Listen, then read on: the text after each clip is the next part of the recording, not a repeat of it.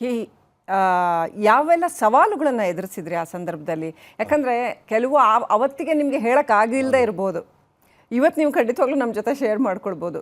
ಸವಾಲುಗಳು ಯಾವ ರೀತಿನಲ್ಲಿತ್ತು? ಹೇಳೋಕ್ಕಾಗದೇ ಇರೋ ತೆರೆ ಮರೆಯ ಕಥೆಗಳು ಅಂತ ಹೇಳ್ತೀವಲ್ಲ, ಆ ಥರದ್ದು ಏನಿದಾವೆ? ಈಗ ಒಂದು ಈ ಸಿನಿಮಾ ಥಿಯೇಟ್ರ್ಗಳು, ಓಕೆ, ಭಾರತ ಸರ್ಕಾರದವರು ಒಂದು ಗೈಡ್ಲೈನ್ ಕೊಟ್ಟರು. ನಾವು ಒಂದು ಸ್ವಲ್ಪ ಜಾಸ್ತಿ ಮುನ್ನೆಚ್ಚರಿಕೆ ತೊಗೊಂಡು ನಾವು ಸ್ವಲ್ಪ ಹೆಚ್ಚು ಜವಾಬ್ದಾರಿಯಿಂದ ಒಂದು ಸ್ವಲ್ಪ ಸಿನಿಮಾ ಥಿಯೇಟ್ರ್ನಲ್ಲಿ ಸ್ವಲ್ಪ ರಿಸ್ಟ್ರಿಕ್ಷನ್ಸ್ ಮಾಡೋಣ ಅಂತ ಹೊರಟು. ಬಟ್ ಅದೇನಾಯ್ತು, ಅದು ಹೋದಾಗ ಅಲ್ಲಿ ಅದಕ್ಕೆ ಅಪೋಸಿಷನ್ ಬಂದ್ಬಿಡ್ತು, ಸಿನಿಮಾ ಇಂಡಸ್ಟ್ರಿಯಿಂದ ಅಪೋಸಿಷನ್ ಬಂದ್ಬಿಡ್ತು. ಆಮೇಲೆ ನಾವು ಅದಕ್ಕೆ ಒಂದು ಟೆಂಪ್ರರಿ ಪರಿಹಾರ ಕೊಟ್ಟು ಈ ಥರ ಮಾಡಿ ಒಂಥರ ವಯಾ ಮೀಡಿಯಾ ಮಾಡಿ ಮಾಡ್ದು ಅಂತ. ಸದ್ಯಕ್ಕೆ ಅದೃಷ್ಟಕ್ಕೆ ಏನೂ ಆಗಲಿಲ್ಲ, ಅಂದರೆ ಕೇಸಸ್ ಇನ್ಕ್ರೀಸ್ ಆಗಲಿಲ್ಲ. ಸೊ ಅದು ಒಂದು 4 ಗಂಟೆ ಚರ್ಚೆ ಆಯಿತು. ಅಂದರೆ ಸರ್ಕಾರ, ಅಂದರೆ ಜೊತೆಗೆ ನಾವು ತಾಂತ್ರಿಕ ಸಲಹಾ ಸಮಿತಿ, ನಾವು ಪ್ಲಸ್ ಇದು film industry, Kannada film industry ಎಲ್ಲ ಒಂದು 4 hours ಮೀಟಿಂಗ್ ಆಯಿತು ವಿಧಾನಸೌಧದಲ್ಲಿ. ಅವ್ರನ್ನೆಲ್ಲ ಕನ್ವಿನ್ಸ್ ಮಾಡೋದು ಕಷ್ಟ. ಅವ್ರು ಕನ್ವಿನ್ಸ್ ಮಾಡೋದು, ಅವ್ರು ಕನ್ವಿನ್ಸ್ ಅಲ್ಲ, ಅವ್ರು ಕನ್ವಿನ್ಸ್ ಅಲ್ಲ madam, it was a compromise because we had to do some arrangement so that the lives, ಜನರ ಆರೋಗ್ಯ, ಜನರ ಜೀವ ಏನೂ ತೊಂದರೆ ಆಗಬಾರ್ದು. ಅದನ್ನು ನಾವು ನೋಡಿಕೊಂಡು ಎಷ್ಟು ನಾವು ಅದನ್ನು ಸಮ್ ರಿಲ್ಯಾಕ್ಸೇಷನ್ ಕೊಡ್ಬೋದು, ಕೊಟ್ಟು ಅದಕ್ಕೆ ಏನು ಪರಿಹಾರ ಇದೆ ಅಂತ ಹೇಳಿಬಿಟ್ಟು ಅದು ಇಂಪ್ಲಿಮೆಂಟ್ ಆಗಬೇಕು ಅಂತ ಹೇಳಿ ನಾವು ಮಾಡಿದ್ವು. ಸರ್ಕಾರದ ಕಡೆಯಿಂದ ಎಲ್ಲ ಒಪ್ಕೊಂಡ್ರೆ ಅವಾಗ ಎಲ್ಲ ವಿಚಾರಕ್ಕೂ, ಅಥವಾ ಏನಾದರೂ ಸವಾಲುಗಳಿದ್ರೆ, ಅಥವಾ ಆಮೇಲೆ ಈ ಮೆಡಿಸಿನ್ ಎಲ್ಲ ನೀವು ತರಿಸ್ಕೊಬೇಕಾಗಿತ್ತು, ಅದು ಸರಿಯಾಗಿ ಡಿಸ್ಟ್ರಿಬ್ಯೂಟ್ ಆಗೋಂಗೆ ಏನೇ ಬಂದರೂ ಕೂಡ ಇವ್ರೇನು ಮಾಡ್ತಿದಾರಪ್ಪ ಅಂತ ಆರಾಮಾಗಿ ಪ್ರಶ್ನೆ ಕೇಳ್ಬಿಡೋದು ಸುಲಭ.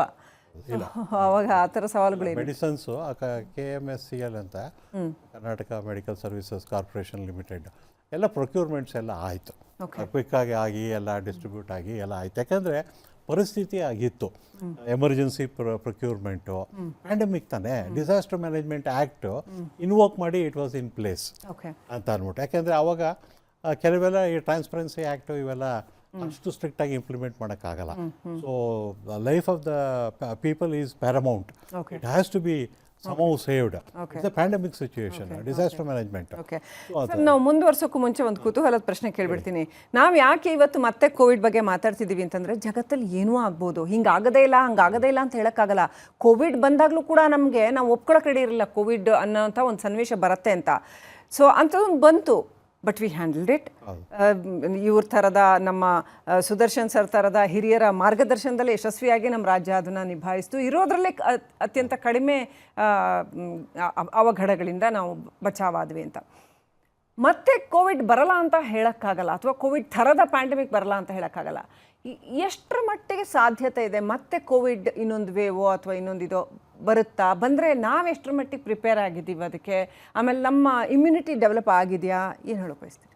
ಈಗ ನೋಡಿ, ಕೋವಿಡ್ ಅಂತ ಅದೇನು ಕೊರೋನಾ ವೈರಸ್ ಅಂತ ಜನಸಾಮಾನ್ಯರಿಗೆ ಹೇಳಬೇಕು, ಅದು ಫಸ್ಟ್ ಟೈಮ್ ಅಪಿಯರ್ ಆಯಿತು. ನಮ್ಗೆ ಯಾರಿಗೂ ಅದರದ್ದು, ನಮಗೆ ಅಂದರೆ ಮಾನವ ಕುಲಕ್ಕೆ ಅದರದ್ದು ಅನುಭವ ಇರಲಿಲ್ಲ, ಅದಕ್ಕೆ ಅದು ಡಿಸಾಸ್ಟರ್ ಆಗಿತ್ತು.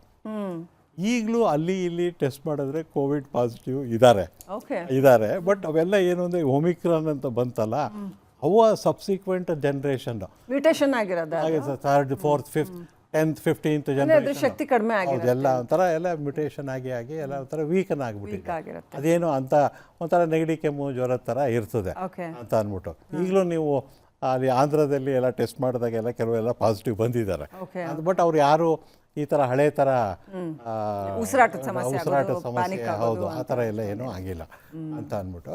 ಸೊ ಈಗ ಎಲ್ಲ ಸ್ವಲ್ಪ ಈ ಎಮರ್ಜೆನ್ಸಿ ಪ್ರಿಪೇರ್ಡ್ನೆಸ್ ಒಂದು ಎಲ್ಲ ಪ್ರೋಗ್ರಾಮ್ ಎಲ್ಲ ಈಗ ಭಾರತ ಸರ್ಕಾರ ಅದನ್ನು ಆಕ್ಟಿವೇಟ್ ಮಾಡಿದ್ದಾರೆ. ಆಗಿದೆ ಆನ್ ಗ್ರೌಂಡ್, ಲೈಕ್ ಹಾಸ್ಪಿಟಲ್ಸ್ ಅಲ್ಲಿ ಆಕ್ಸಿಜನ್ ಕಿಟ್ಗಳು ಅಥವಾ ಬೆಡ್ಗಳು, ಎಮರ್ಜೆನ್ಸಿ ಪ್ರಿಪೇರ್ಡ್ನೆಸ್ ಪ್ಲ್ಯಾನ್ ಅಂತ ಅಂದ್ಬಿಟ್ಟು ಪ್ರೋಗ್ರಾಮ್ ಅದೆಲ್ಲ ರೆಡಿ ಆಗಿದೆ. ಅಂತ ಯಾವ ಥರ ಬರುತ್ತೆ ಅದ್ರ ಪ್ರಕಾರ ಅದನ್ನು ಮಾಡಿಫೈ ಮಾಡಿಕೊಂಡು ಮಾಡ್ಬೋದು. ಕೋವಿಡ್ ನಮಗೆ ದಿಢೀರಂತ ಬಂತು, ನಮಗೆ ಏನಂದ್ರೆ ಏನೂ ಐಡಿಯಾ ಇರಲಿಲ್ಲ. ಈಗ ನಾವು ಸ್ವಲ್ಪ ಅದರಿಂದ ಅನುಭವ ಬಂದಿರೋದ್ರಿಂದ ಮತ್ತು ನಾವು ಸ್ವಲ್ಪ ಪ್ರಿಪ್ರೇಷನ್ಸು ಎಲ್ಲ ಈಗ ರೆಡಿ ಮಾಡ್ಕೊಂಡಿರೋ ಹರ್ಡ್ ಇಮ್ಯುನಿಟಿ ಅಂತ ಹೇಳ್ತಾ ಇದ್ವಿ ಅವಾಗ. ಸೊ ಅದು ಡೆವಲಪ್ ಆಗಿದೆಯಾ ಅದು ಸಾಮುದಾಯಿಕವಾಗಿ? ಕೋವಿಡ್ಗೆ ಅದು ಇರುತ್ತೆ. ಇದು ಹೊಸದು ಬಂದರೆ ಇದು ಬೇರೆ ಥರ ಅಲ್ಲ, ಬೇರೆ ಥರ. ಮತ್ತೆ ಬೇರೆ ಹೊಸದು ಥರ ಬಂದ್ರೆ ಆಗುತ್ತೆ. ಹೌದು ಗೊತ್ತಾಗಲ್ಲ. ಹೌದು, ಅದು ಉಸಿರಾಟದ ಇದಾಯಿತು. ನೆಕ್ಸ್ಟ್ ಬರೋದು ಕೋವಿಡ್ಗೆ ಇಮ್ಯುನಿಟಿ. ಅಲ್ಲ, ಕೋವಿಡ್ ಥರ ಕೋವಿಡ್ ಇದಕ್ಕೆ ಬರುತ್ತೆ. ಈಗ ನೆಕ್ಸ್ಟು ಈ ಉಸಿರಾಟಕ್ಕೆ ಲಂಗ್ಸ್ಗೆ ಬರೋದು ಅಂತ ಏನಿಲ್ಲ, ಇದ್ರದ್ದು ವಾಂತಿ ಭೇದಿಗೆ ಬರ್ಬೋದಲ್ಲ, ಓಕೆ ನೆಕ್ಸ್ಟ್ ಆ ಥರ ಬರ್ಬೋದು. ಕರಳು ಮತ್ತು ಹೊಟ್ಟೆಗೆ ಆ ಥರದ್ದು ಬರ್ಬೋದು. ಸರ್ಕಾರಗಳು, ಸಮುದಾಯಗಳು, ಸಮಾಜ ಎಲ್ಲ ಪ್ರಿಪೇರ್ಡ್ ಆಗಿರ್ಬೇಕಾಗತ್ತೆ. ಓಕೆ. ಹೌದು.